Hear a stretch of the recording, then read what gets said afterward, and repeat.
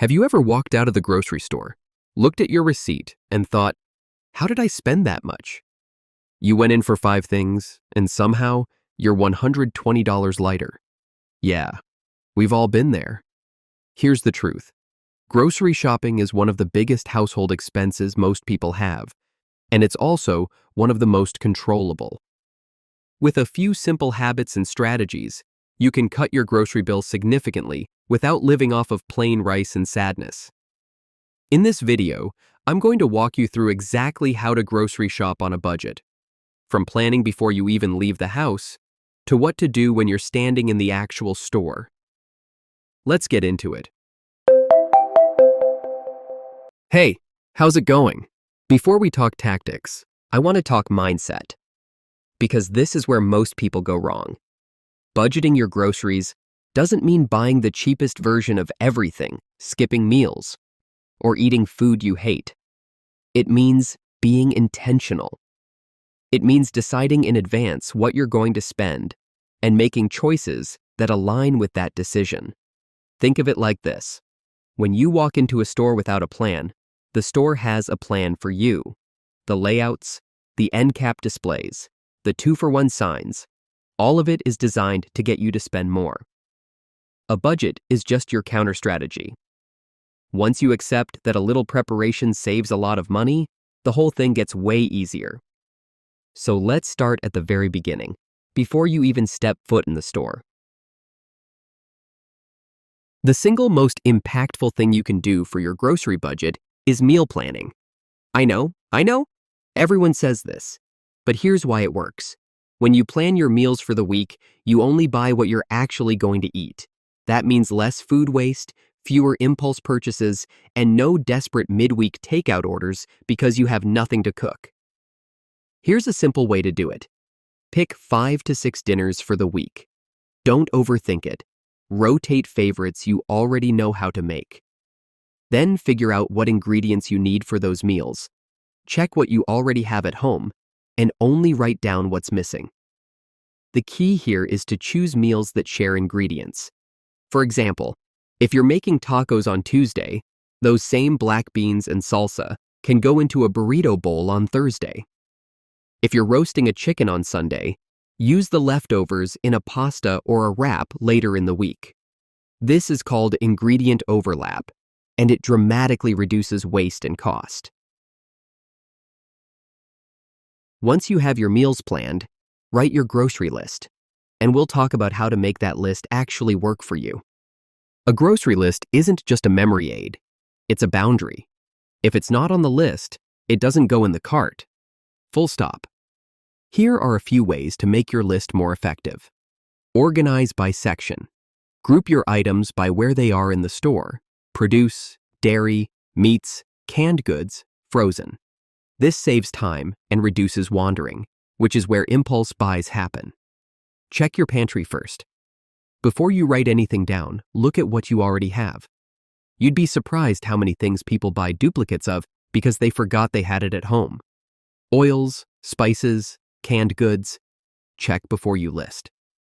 Set a target number. Know roughly how much you want to spend before you go. Whether it's $60, $100, or $150 a week, having a number in your head keeps you anchored. You can even bring a calculator or use your phone to tally as you shop. Don't shop hungry. This one's old advice for a reason. When you're hungry, everything looks good, and your cart ends up full of things that had no business being there. Eat something before you go. Sales and flyers are your friend, but only if you use them right. Most grocery stores release weekly flyers online or through their apps. Before you finalize your grocery list, spend 5 minutes checking what's on sale. Then build your meals around the sales rather than the other way around. If chicken thighs are half price this week, great. That becomes the protein for a few meals. If broccoli is on sale, you're eating broccoli this week. A few things to watch out for. Sale doesn't always mean cheap. Always check the unit price. That's the price per 100 grams or per liter, rather than just the sticker price. A bigger package isn't always a better deal if the unit price is higher. Buy in bulk only when it makes sense. Bulk is great for non-perishables you use regularly. Rice, pasta, canned tomatoes, oats, frozen vegetables. It's not great for fresh produce you might not use before it goes bad. Buying a massive bag of salad greens sounds economical until half of it turns to mush in your fridge. Store loyalty programs are actually worth it. Sign up for your grocery store's rewards program if you haven't already. Most of them are free, and the points and member discounts add up more than you'd expect over time. Here's one of the easiest ways to save money at the grocery store with zero extra effort. Buy the store brand. Also called generic or private label, store brand products are typically 20 to 40% cheaper than name brand equivalents, and in most cases, they're made by the same manufacturers. The difference is literally just the packaging and the marketing budget you're subsidizing. For things like canned beans, flour, sugar, frozen vegetables, butter, eggs, milk, pasta, olive oil, and spices, go store brand every single time. You will not notice a difference. Where brand might matter is in things like coffee, certain sauces, or snacks where you have a strong personal preference. And that's fine. Pick your battles.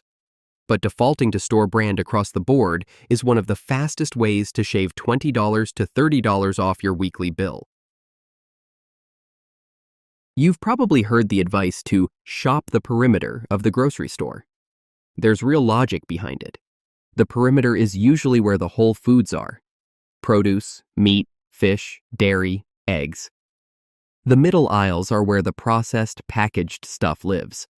Now, I'm not saying never go down the middle aisles, because that's where staples like rice, canned goods, oats, and pasta are, and those are actually budget gold mines. The point is to make the perimeter the foundation of your cart and only venture into the middle aisles for specific items on your list. Whole foods are almost always cheaper per meal than pre-packaged convenience items. A bag of dried lentils makes many meals for very little money. A box of pre-seasoned lentil pouches costs 3 times as much and makes one.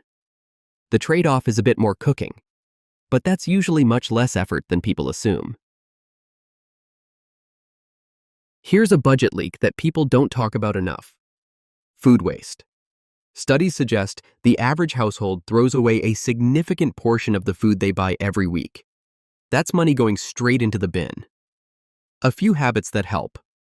First in, first out. When you unpack groceries, move older items to the front of the fridge and put new items behind them. You'll use up what's closest to turning before it goes bad. Learn to use your freezer. The freezer is one of the best budget tools you have. Meat about to expire? Freeze it. Bread going stale? Freeze it. Made a big batch of soup or chili?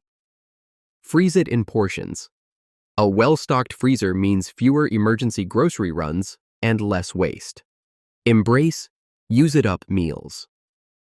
Once or twice a week, cook a meal based on what needs to be used in the fridge rather than following a new recipe. Stir-fries, soups, frittatas, and fried rice are all perfect for this.